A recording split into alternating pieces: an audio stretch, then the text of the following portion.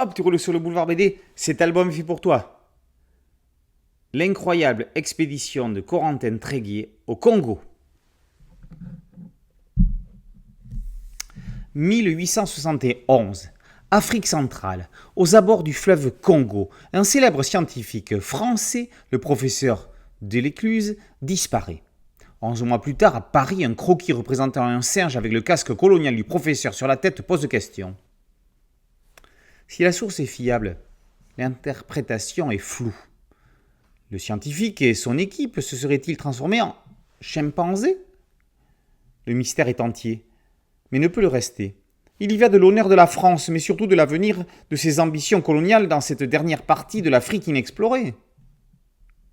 Le ministre de la Marine décide donc d'y envoyer une mission de sauvetage, financée par un banquier qui espère bien en tirer des bénéfices considérables après colonisation. Il s'agit de trouver la perle rare pour mener cette expédition. Mais quand on dit perle rare, le ministre n'envisage pas forcément l'homme de la situation. Un officier de marine gentiment naïf, sans ambition, aux états de service sans relief ni lumière, célibataire et sans attache, ayant quelques connaissances en botanique et zoologie, bref, l'homme que personne ne regrettera en cas de disparition, un pion jetable, sans intérêt, dont les chances de survie ne dépassent pas 14%. Le parfait candidat désigné, c'est le capitaine Corentin Tréguier. Pour cette mission, il aura sous ses ordres une compagnie d'une dizaine de soldats et en second, l'inquiétant capitaine Gabard. Ce dernier, avec ses idées bien arrêtées sur l'Afrique et ses populations, a ses propres ordres. Si cela ne suffisait pas, d'autres ennemis et obstacles vont se dresser sur la route de notre gentil explorateur. Et pour commencer, certains pays intéressés par l'Afrique centrale, dont la Belgique de Léopold II, qui a des visées non cachées sur le Congo. C'est ainsi que la jolie journaliste espionne Camille de Villers est chargée d'intégrer l'expédition pour la saboter. Tâche facile, tellement Corentin est naïf. C'est de cette manière que démarre cette extraordinaire odyssée à travers l'Afrique profonde, ses mystères et énigmes. Qui s'y révélera ? Qui pourra y grandir ou garder ses secrets ? Cette extraordinaire aventure, au départ, n'était qu'un podcast.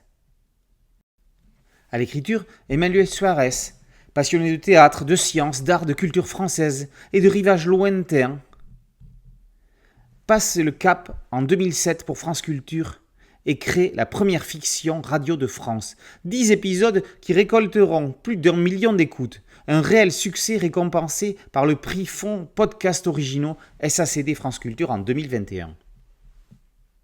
Une telle réussite pouvait donner des idées créatrices originales en l'adaptant à d'autres supports. Dès lors, par un travail de découpage scénarisé, pourquoi ne pas transformer cette narration fluide, agréable, en 8 chapitres parfaitement séquencés pour une bande dessinée ? Un incroyable récit dont le titre seul est déjà synonyme d'épopée, de grands espaces, d'inconnus, mais également d'humanité. Un Tintin au Congo ? Non, absolument pas. Emmanuel Suarez nous y campe une certaine hypocrisie cachée des ambitions coloniales, une société africaine nettement plus évoluée, appliquant des principes de plus grande valeur que Corentin Tréguier découvre avec étonnement, mais admiration. Une expédition qui permettra à cet officier de marine incolore, inodore et insipide de vivre une double aventure dont le costume semble bien trop grand pour lui, à la fois expérience africaine unique et cheminement initiatique épanouissant. Pourtant, un anti-héros comme Corentin Tréguier ne peut prendre du volume que si les personnages l'entourant représentent soit tout son contraire, soit son indispensable élément déclencheur. Et c'est le cas avec Camille, aventurière calculatrice et manipulatrice. Gabard, faux violent, raciste et brutal. Le ministre de la Marine et son comparse Gaston de Fondœuvre, cynique, ambitieux et mercantile. D'un côté. Et leur miroir inversé, Christian, le bantou européanisé, philosophe éclairé. Solange Tréguier, mère insensible en apparence et désespérée de son fils trop faible à ses yeux. Et Kériadec, le soldat fidèle et humaniste. Si la part fictionnelle est évidente, cela n'empêche pas Emmanuel Suarez d'aborder des thèmes parfois sensibles.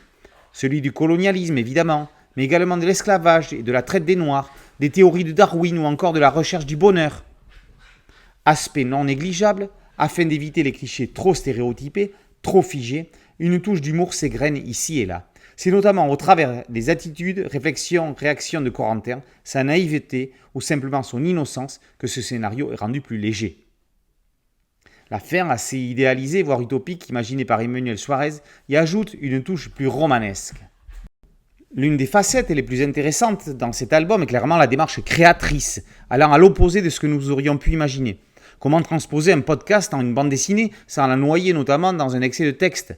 Pour ce faire, tout en respectant l'âme de la narration, encore fallait-il trouver un crayon capable d'en saisir par son trait toute son humanité. Ce fut le travail de Amo. Illustrateur, dessinateur et coloriste, de par sa passion pour la musique, c'était le seul choix parfait pour faire ressortir toute la sensibilité, les émotions du scénario. Une ligne claire semi-réaliste avec un brin d'ADN Franck Le Gall ou de son Théodore Poussin ici. Nous avions déjà apprécié son style dans ses séries telles Lord Jeffrey, Trottoir Arrêté, Spécial Branche ou Noir Homme, pour ne citer que ces trois-là. Et sa tâche ne fut pas gagnée d'avance. Un podcast de 10 épisodes à transposer à un storyboard pour 8 chapitres, un sacré défi de découpage. Grâce à une structure classique de la planche, des cases plutôt petites, une préférence du plan serré sur les personnages au vu d'ensemble et panoramique, la transposition est fidèle et rend idéalement l'ambiance du média d'origine. Amo renforce cette dernière par l'utilisation d'une palette plutôt sobre et palote de couleurs. Rien de criant qui pourrait trahir l'impression de huis clos et de forêt sombre se refermant sur les personnages. Cette superbe adaptation est enrichie d'un dossier instructif sur les coulisses de sa création. L'incroyable expédition de Corentin Tréguier au Congo par Emmanuel Suarez et Amo est paru aux éditions Nathan. Merci à mon ami Thierry Ligaud pour cette chronique. N'oubliez pas, outre l'album, de vous jeter sur le podcast audio que vous pouvez trouver sur toutes les plateformes de podcast. Boulevard BD, c'est un site dédié, un podcast aussi audio et une chaîne YouTube. Je vous invite à liker, à partager et à vous abonner. À très bientôt sur Boulevard BD. Ciao.